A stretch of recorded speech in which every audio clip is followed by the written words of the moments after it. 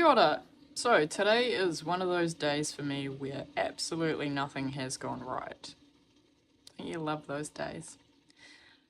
I wanted to share with you guys two different things that have been playing on my mind to share a little bit of knowledge around. Now, the first one is working with our ancestors.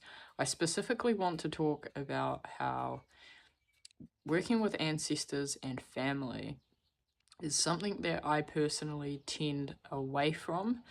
I utilize the energy and the healing and the teaching, but one thing to really pay mind to and differentiate when you're working with spirit is that our ancestors and our family can actually hold us back. And it's because those types of energies have still got, to some level or degree, an emotional tie, an emotional bias, and sometimes their own motive. And where our highest guides, our spirit guides, and our angelic realm team, they're actually there because of an order, and they are under universal laws and truths. So when it comes to advice, I was harshly reminded about this the other week, that I don't normally work with ancestors and family because of that reason, because they can have that motivation of their own, which means that when they're helping us, they might think they're there for our highest good, but how they're acting or what they're sharing or what they're doing isn't actually always for the soul's highest good. So this is how they can hold us back. Now, where I'm trying to bring that balance in is to remind you that yes, there is power, there is energy, there is healing, and there is teaching to be absorbed and embraced. But on the other hand, they are not there out of a universal law of detachment. And so our guides and our angelic team, they're actually here through a complete selflessness.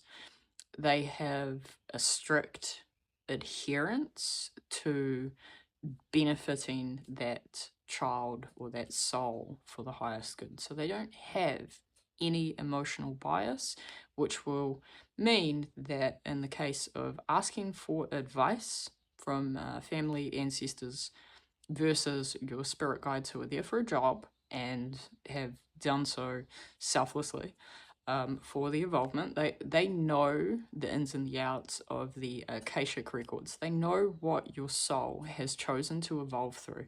Now, a family member might not know those things, and they will potentially and quite often have their own motive, which may be to protect you, and a spirit guide is wanting to protect you. But if it's part of the soul's evolution that they are required to go through the lesson that is about to be gone through, well, a spirit guide is going to adhere to the soul's evolution.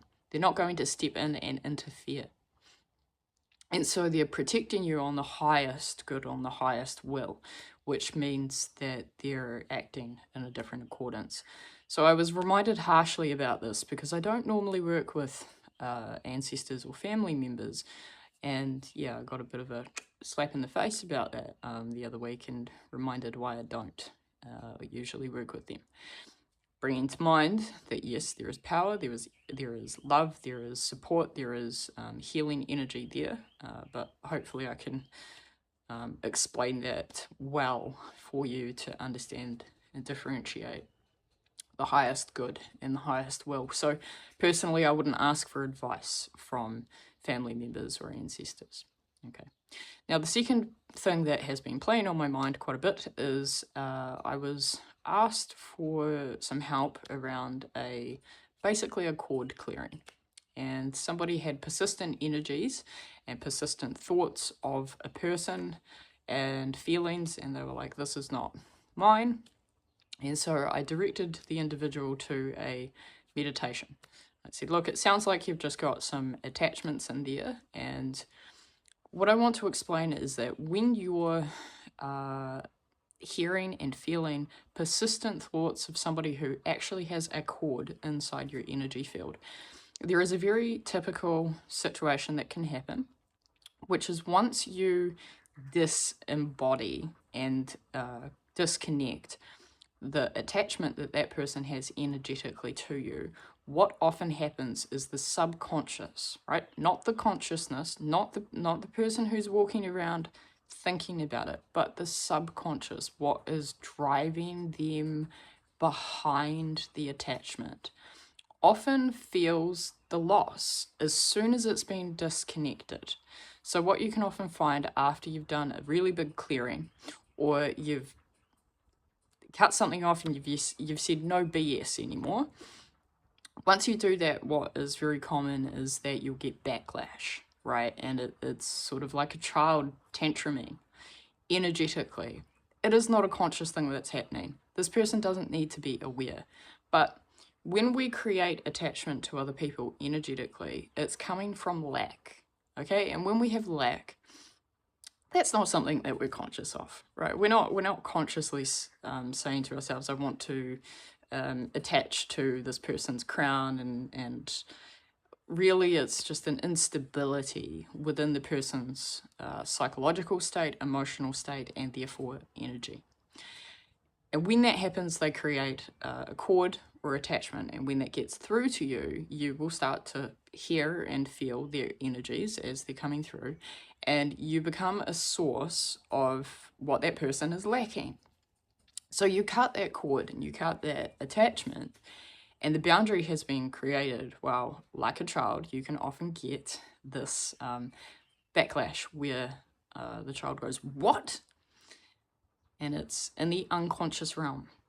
So the energy has responded. It goes, whoa, what happened to my life source, my vitality? So you can often see where the lesson returns. The person comes back. Suddenly you're seeing that person, or they come through again. When you do a cord clearing and you disconnect all of those things afterwards, because that period of bounce back is so common, what you want to do is then visualize your protection, visualize your sacred space, and just make sure that your energy field is nice and secure and resilient for a good few days after you've disconnected from the cord. Okay, so those were two things that I really wanted to share with you guys. It's been on my mind quite a bit, and yeah, maybe you'll find something with a cup of tea and that'll be interesting to you. If you've got any questions, feel free to ask and I'll get back to them when I can. Okay, may the evening be smoother than the day.